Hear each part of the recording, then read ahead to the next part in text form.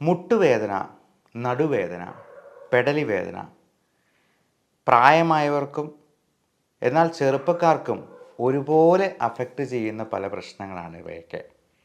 ഇവയെ നമുക്ക് എങ്ങനെയൊന്ന് വരുതിയിൽ വരുത്താം എന്നുള്ളത് നമുക്കിന്നൊന്ന് ഡിസ്കസ് ചെയ്യേണ്ടതാണ്. നമസ്കാരം, ഞാൻ doctor Bibin Jose, Pazhama medical centre, Pala, Kanjirappally and Sultan Bathery. ഈ മുട്ടുവേദനയുടെയും, അത് കൈമുട്ടാണെങ്കിലും കാൽമുട്ടാണെങ്കിലും അല്ലെങ്കിൽ അതുപോലെ തന്നെ നമ്മുടെ ബാക്ക് പെയിൻ അല്ലെങ്കിൽ ഊരവേദന, പുറം വേദന, നടുവേദന എന്നൊക്കെ പലരും വിശേഷിപ്പിക്കുന്ന ഈ ബാക്ക് പെയിൻ, ഇതിന് ഉള്ള ഏറ്റവും പ്രധാനപ്പെട്ട കാരണങ്ങൾ, ഒന്ന് നമ്മുടെ പ്രായസംബന്ധമായിട്ടുള്ള ഓസ്റ്റിയോ ആർത്രൈറ്റിസ്, അതേപോലെ ബാക്ക് പെയിന് കാരണമാകുന്ന ഏറ്റവും പ്രധാനപ്പെട്ട പ്രശ്നങ്ങൾ ഒന്ന് IVDP, ഇൻ്റർവെൻട്രിക്കുലർ ഡിസ്ക് പ്രൊലാപ്സ്, അതായത് നമ്മുടെ നട്ടെല്ലിൻ്റെ കശേരുക്കൾക്കിടയിലൂടെയുള്ള ഞരമ്പിന് കംപ്രഷൻ സംഭവിക്കുക. ഇതേപോലെ തന്നെ പെടലി വേദനയ്ക്കുള്ള പ്രധാനപ്പെട്ട കാരണമാണ് നമുക്ക് സ്പോണ്ടിലോസിസ് എന്ന് പറയുന്ന നമ്മുടെ ഈ നെക്ക് ബോണിനിടയ്ക്കുള്ള സെർവിക്കൽ സ്പൈനിടയ്ക്കുള്ള ഞരമ്പുകളെ കംപ്രസ് ആകുന്ന ആ ഒരു പ്രക്രിയ. അപ്പോൾ ഇതിനെല്ലാം ഒരു പ്രധാനപ്പെട്ട ലൈഫ് സ്റ്റൈൽ മോഡിഫിക്കേഷൻ നമ്മൾ ചെയ്യേണ്ടത് നമ്മുടെ വെയിറ്റ് കുറയ്ക്കുക എന്നുള്ളത് തന്നെയാണ്. അതുപോലെ നമ്മുടെ പോസ്റ്റർ കറക്ഷൻ. പലപ്പോഴും ഈ നടുവേദന ഉള്ളവർക്ക് ഒരേ ഇരിപ്പിൽ സെഡൻറ്ററി ആയിട്ടുള്ള ഒരു ലൈഫ് സ്റ്റൈൽ സ്വീകരിക്കുന്നവർക്ക് അത് വരാൻ സാധ്യതയുണ്ട്. അതുപോലെ ഈ കഴുത്ത് വേദനയാണെങ്കിലും നമ്മൾ IT ആയിട്ടുള്ള വർക്ക് ജോലിക്കാർക്ക് അവരൊരേ സമയം കമ്പ്യൂട്ടറിൽ തന്നെ നോക്കിയിരിക്കുന്നു. ഈവൻ ഡോക്ടർമാരാണെങ്കിലും ഒരേ ഇരിപ്പിൽ തന്നെ ചെയ്ത് ജോലി ചെയ്യുന്നവരാണെങ്കിൽ അതൊരു സെഡൻറ്ററി ലൈഫായി. അപ്പോൾ ഞങ്ങളുടെ പ്രൊഫസർ തന്നെ പഠിപ്പിച്ചിരിക്കുന്നത് പേഷ്യൻസിനെ എണീറ്റ് നിന്ന് നോക്കുക എന്നുള്ളതാണ്. അപ്പോൾ നമുക്കൊരു 50 സിറ്റപ്സ് കിട്ടും. എപ്പോഴും കീപ്പ് ഓൺ മൂവിങ് എന്നാണ് പറയുക. ഒരിക്കലും നമ്മളിങ്ങനെ ഒരേ ഇരിപ്പിൽ ഒടിഞ്ഞു മടങ്ങി ഒരേ ജോലി ചെയ്തുകൊണ്ടിരിക്കരുത്. പകരം എണീറ്റ് നിന്ന് പേഷ്യൻറ്റിനെ നോക്കുമ്പോൾ അതുകൊണ്ട് 3 ഗുണങ്ങളാണ്. നമുക്ക് ഈ 50 സിറ്റപ്സ് കിട്ടുന്നു. നമ്മളൊരു ദിവസം OPയിൽ 50 പേഷ്യൻ്റിനെയാണ് നോക്കുന്നതെങ്കിൽ. അതേപോലെ പേഷ്യൻറ്റിനെ നന്നായിട്ട് നോക്കാനായിട്ട് നമുക്ക് സാധിക്കുന്നു.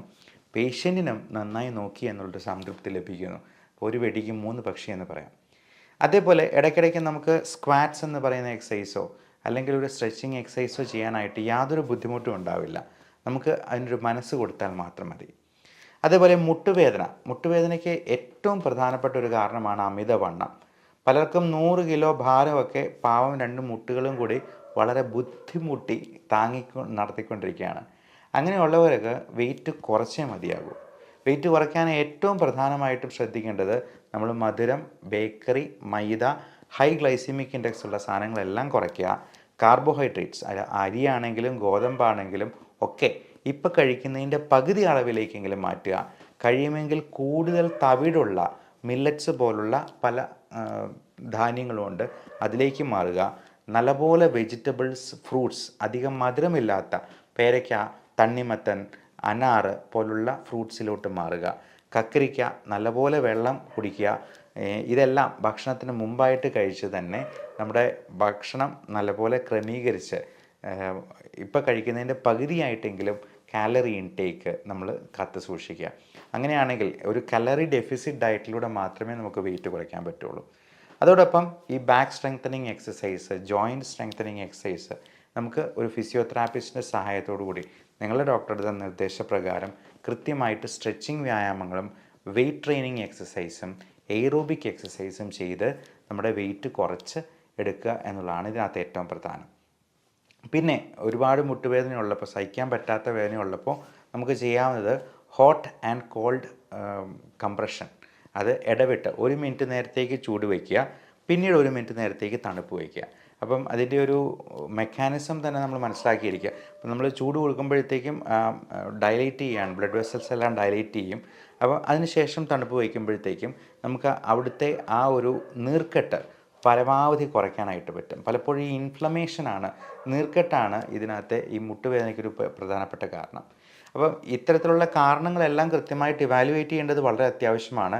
എക്സ്റേ കൊണ്ട് നമുക്ക് പ്രോപ്പറായിട്ട് ഞരമ്പിൻ്റെ കംപ്രഷൻ കിട്ടിയില്ലെങ്കിൽ ചിലപ്പോൾ നിങ്ങളുടെ ഡോക്ടർ CT സ്കാനിന് വേണ്ടി വന്നാൽ MRI കൊണ്ടേ നമുക്ക് നെർവിൻ്റെ കംപ്രഷൻ കൃത്യമായിട്ട് അളന്ന് തിട്ടപ്പെടുത്താനായിട്ട് കഴിയുള്ളൂ. അപ്പോൾ അത് വളരെ സിവിയറായിട്ട് ഒരു ലൈഫ് തന്നെ ഒരു ഡെബിലിറ്റേറ്റിംഗ് മോഡിലോട്ട് പോകുന്ന ഒരവസ്ഥ വരുവാണെങ്കിൽ പലപ്പോഴും സർജറിയും നീ ട്രാൻസ്പ്ലാന്റേഷനും ഒക്കെ അതിനുവേണ്ടി പറയാറുണ്ട്. എന്നിരുന്നാലും പരമാവധി നമ്മൾ ലൈഫ് സ്റ്റൈൽ മോഡിഫിക്കേഷനിലൂടെ ഇത് കൺട്രോളിൽ വരുത്തുകയാണ് ഏറ്റവും അഭികാമ്യം. അത് വരാതെ നമ്മുടെ വെയിറ്റ് ഒത്തിരി കൂടി പോകാതെ നോക്കുക എന്നുള്ളതാണ് ഏറ്റവും പ്രധാനമായിട്ടും ശ്രദ്ധിക്കാനുള്ളത്. ഇനി അങ്ങനെ വന്നെന്നാൽ തന്നെ ഓർത്തോപെഡീഷ്യൻ ഡോക്ടറിൻ്റെ അടുത്ത് ഇപ്പം ഒരു സർജനെക്കുറിച്ച് നമ്മൾ അദ്ദേഹം വിദഗ്ധനാണോ എന്ന് നിർണ്ണയിക്കുക തന്നെ ഞങ്ങളുടെ പ്രൊഫസർ പറഞ്ഞിരിക്കുന്നത് എവിടെ കത്തി വയ്ക്കണം, എവിടെ ഓപ്പറേറ്റ് ചെയ്യാമെന്ന് അറിയുന്നതിലല്ല, എവിടെ കത്തി വെക്കരുത് എന്ന് തീരുമാനിക്കുന്നിടത്താണ് ഒരു സർജൻ്റെ വൈദഗ്ധ്യം എന്നാണ് നമ്മുടെ അടുത്ത് നമ്മുടെ പ്രൊഫസർമാരായിട്ടുള്ള സർജൻസൊക്കെ പറഞ്ഞിട്ടുള്ളത്. അപ്പോൾ ഇത്തരത്തിലുള്ള കാര്യങ്ങളെക്കുറിച്ച് നിങ്ങൾ ഡോക്ടറോട് ചോദിക്കുക. ഈ വേദന സംഹാരികൾ പ്രത്യേകിച്ചും ആൻറ്റി ഇൻഫ്ലമേറ്ററി ആയിട്ടുള്ള ഡ്രഗ്സ് NSAID ഗ്രൂപ്പിൽ പെടുന്ന ഡ്രഗ്സൊക്കെ കൊടുക്കാറുണ്ട്. അതെല്ലാം നിങ്ങളുടെ ഡോക്ടറോട് ചോദിച്ചിട്ട് നിങ്ങളുടെ മറ്റ് കോമോബിഡിറ്റീസും കൂടെ അസസ് ചെയ്ത് മാത്രം അത്യാവശ്യത്തിന് മാത്രം വേദന സംഹാരികൾ കഴിക്കുന്ന ഒരു രീതി അവലംബിക്കുന്നതായിരിക്കും അഭികാമ്യം. ഇനി ഈ പലതരത്തിലുള്ള മുട്ടുവേദനയ്ക്കും മറ്റൊരു പ്രധാനപ്പെട്ട കാരണമാണ് ഓട്ടോ ഇമ്മ്യൂൺ ഡിസീസസ്. നമുക്കറിയാം റുമറ്റോയ്ഡ് ആർത്രൈറ്റിസ്, ആമവാദം, സന്ധിവാദം എന്നൊക്കെ പല പേരിൽ, രക്തവാദം എന്നൊക്കെ നമ്മൾ പല പേരുകളിൽ അതിനെ പറയാറുണ്ട്. അതുപോലെ പലതരത്തിലുള്ള ഓട്ടോ ഇമ്മ്യൂൺ അസുഖങ്ങളുണ്ട്. SLE, systemic lupus erythematosus. അത് ബാധിച്ച വളരെ ചെറിയ പ്രായമുള്ള ഒരു കുട്ടി കഴിഞ്ഞ ദിവസം OP-യിൽ വന്നിരുന്നു. SLEയുടെ ഒരു പ്രത്യേകത എന്ന് വെച്ചാൽ സ്കിൻ ലീഷൻസും വളരെയധികം അവർക്ക് മാനസികമായിട്ട് പ്രശ്നങ്ങൾ ഉണ്ടാക്കുന്ന രീതിയിൽ കാണാം. കൈയെല്ലാം കറുത്ത് നിറം വരിക, ബട്ടർഫ്ലൈ റാഷസ് മുഖത്ത് വരിക, പലതരത്തിലുള്ള അലർജി പ്രശ്നങ്ങളും ഇതിനോടനുബന്ധിച്ച് വരിക. അപ്പം നമ്മൾ കഴിക്കുന്ന പല ഭക്ഷണങ്ങളിലുള്ള അപാകതകൾ, അലർജി, ഫുഡ് ഇൻടോളറൻസ് ഒക്കെ ഇതിലേക്ക് നയിക്കാം. അപ്പോൾ ഇങ്ങനെയുള്ളവർക്ക് ഇമ്മ്യൂണോതെറാപ്പി എന്ന് പറയുന്ന ഒരു സങ്കേതവും കൂടി ഉപയോഗപ്പെടുത്താവുന്നതാണ്. പലപ്പോഴും നമുക്ക് പല അസുഖങ്ങൾ കൊണ്ട് ഇത് പൂർണ്ണമായിട്ടും ചികിത്സിച്ച് ഭേദമാക്കാൻ പറ്റിയില്ലെങ്കിൽ പോലും ഇമ്മ്യൂണോതെറാപ്പി കൊണ്ട് നമുക്ക് ഈ അലർജിയും അനുബന്ധ പ്രശ്നങ്ങളും വളരെയധികം കൺട്രോളിൽ കൊണ്ടുവരുത്താൻ പറ്റും. ഏകദേശം 80-90% വരെ ഇതിനകത്ത് റിഡക്ഷൻ കൊണ്ടുവരാൻ പറ്റും എന്നുള്ളതാണ് ഇതിനകത്ത് ഏറ്റവും പ്രധാനം. അപ്പോൾ പലപ്പോഴും നമ്മൾ മോഡേൺ മെഡിസിനിൽ റുമറ്റോയ്ഡ് ആർത്രൈറ്റിസിനാണെങ്കിലും SLEക്കാണെങ്കിലും ഇമ്മ്യൂൺ സപ്രസൻ മരുന്നുകൾ, ഇപ്പം ഹൈഡ്രോക്സിക്ലോറോക്വിൻ, മെത്തോട്രെക്സേറ്റ് പോലുള്ള മരുന്നുകളും മറ്റ് supplements, folvite, calcium supplements, vitamin D3 supplement ഒക്കെ കൊടുക്കാറുണ്ട്. പല ഇൻസ്റ്റൻസസിലും അതിന് സ്റ്റിറോയിഡും, ഇതെല്ലാം ഇമ്മ്യൂൺ സപ്രസൻസ് ആണ്. കാരണം ഓട്ടോ ഇമ്മ്യൂൺ അസുഖങ്ങൾ എന്ന് പറയുന്നത് നമ്മുടെ ശരീരത്തിലെ കോശങ്ങൾക്കെതിരെ നമ്മുടെ ശരീരം തന്നെ നമ്മുടെ ഇമ്മ്യൂണിറ്റി കൊണ്ട് അമിതമായി പ്രതികരിക്കുന്ന ഒരവസ്ഥയാണ്. ഏതാണ്ട് അലർജിക്കും ഇതേ തുല്യമായിട്ടുള്ള രീതിയാണ് കാണുന്നത്. ഒറ്റ വ്യത്യാസമേ ഉള്ളൂ, IgE mediated, immunoglobulin mediated reaction ആണെങ്കിൽ ഇത് പലപ്പോഴും മറ്റ് ഇമ്മ്യൂണോഗ്ലോബുലിൻസിൻ്റെ ഓവർ സെൻസിറ്റിവിറ്റി കൊണ്ടാണ് വരുന്നത് എന്നാണ്. അപ്പോൾ പലപ്പോഴും ഇതിന് വേറൊരു സ്കൂൾ ഓഫ് തോട്ട് ഉണ്ട്. നമ്മുടെ ഭക്ഷണത്തിലുള്ള അപാകതകളും നമ്മുടെ ഭക്ഷണത്തിലെ പ്രശ്നങ്ങൾ കൊണ്ട് നമുക്ക് വേണ്ട ആരോഗ്യകരമായ ബാക്ടീരിയയുടെ ഉന്മൂലനം നടക്കുന്നതും കെട്ട ബാക്ടീരിയ, മോശപ്പെട്ട ബാക്ടീരിയ ഒരുപാട് കൂടി വരുന്നതുമൊക്കെ ഇതിനകത്തൊരു കാരണമാകും. നമ്മുടെ ശരീരത്തിൽ ഹാർബർ ചെയ്യുന്നത് ഏകദേശം 40 ട്രില്യൺ ബാക്ടീരിയ ആണെന്നാണ് പറയപ്പെടുന്നത്. ഇതിൽ തന്നെ ഒരുപാട് നല്ല ബാക്ടീരിയകളും ഉണ്ട്, കെട്ട ബാക്ടീരിയ ഉണ്ട്.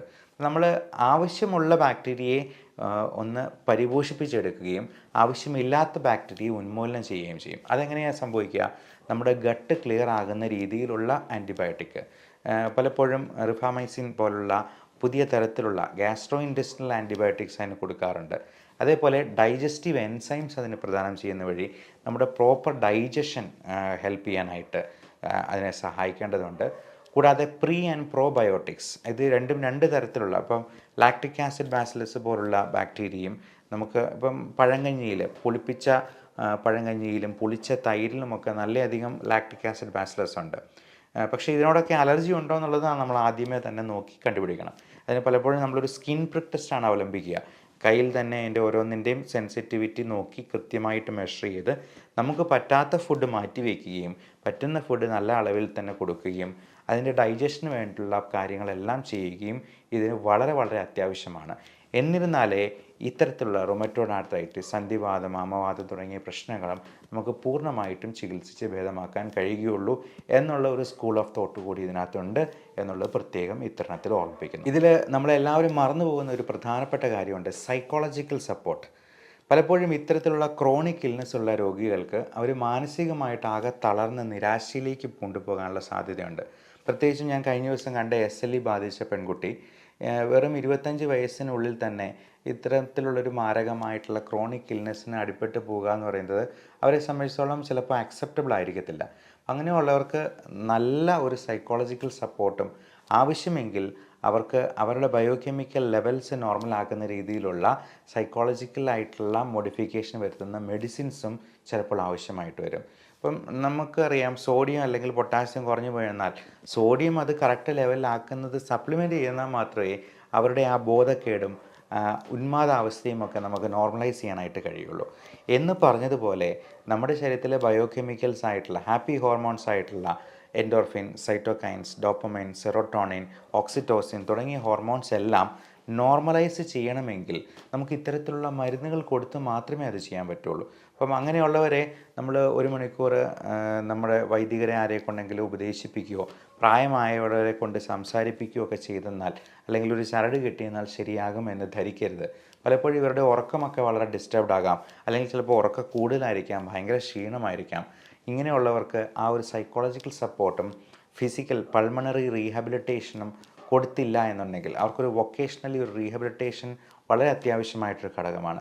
ഇതെല്ലാം കൊടുത്തില്ലെങ്കിൽ ചിലപ്പോൾ അവർ നിരാശയിൽ പൂണ്ടുപോവുകയും അത് മറ്റ് കുടുംബാംഗങ്ങളെയും കൂടി ബാധിക്കുന്ന ഒരു വലിയ പ്രശ്നമായിട്ട് അധപതിക്കുകയും ചെയ്യും.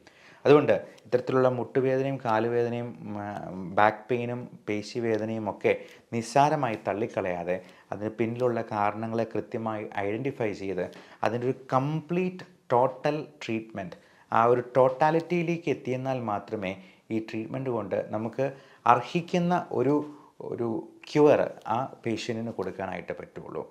പലപ്പോഴും നമുക്ക് എല്ലാ അസുഖങ്ങളും പൂർണ്ണമായിട്ടും ചികിത്സിച്ച് ഭേദമാക്കാൻ പറ്റില്ല. മരുന്നുകൾ കൊണ്ട് ഒരിക്കലും അമരത്വം കൊടുക്കാനും കഴിയില്ല.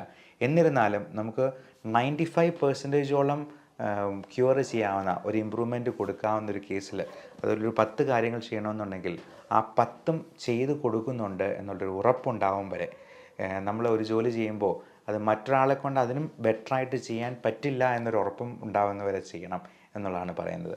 എന്ന് പറഞ്ഞ പോലെ ഇത്തരത്തിലുള്ള ക്രോണിക് ഇൽനെസ് ഉള്ള പേഷ്യൻസിനും ഒരു ടോട്ടാലിറ്റി ആ ട്രീറ്റ്മെൻറ്റിൽ പ്രദാനം ചെയ്യാനായിട്ട് നമുക്ക് എല്ലാവർക്കും ഒരുമിച്ച് പരിശ്രമിക്കാം.